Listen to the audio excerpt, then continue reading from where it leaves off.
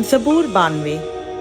क्या ही भला है खुदा उनका शुक्र करना और तेरे नाम की मददसराई करना ऐ हक़ ताला।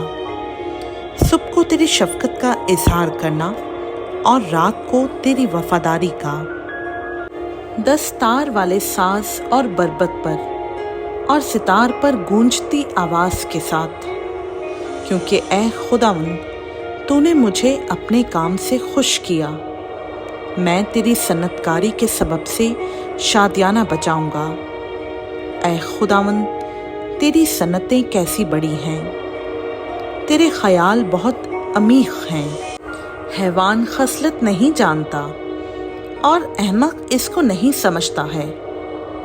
जब शरीर घास की तरह उगते हैं और सब बदकिरदार फूलते फलते हैं, तो ये इसीलिए है कि वो हमेशा के लिए फना हों।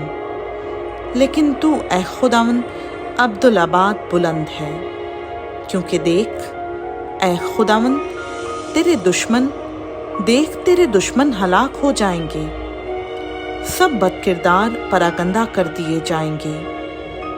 लेकिन तूने मेरे सींग को जंगली सांड के सींग की मानंद बुलंद किया है। मुझ पर ताज़ा तेल मला गया है। मेरी आँख ने मेरे दुश्मनों को देख लिया, मेरे कानों ने मेरे मुखालिफ बदकारों का हाल सुन लिया है।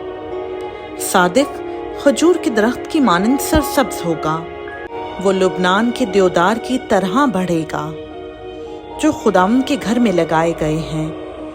वो हमारे खुदा की बारगाहों में सरसब्ज होंगे, वो बुढ़ापे में भी बरोमंद होंगे।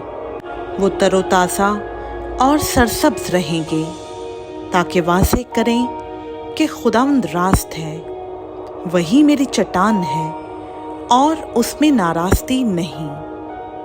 खुदावंद का पाक कलाम का पढ़ा, सुना, समझा और कबूल किया जाना हम सबों के लिए बाइस बरकत हो। आमीन।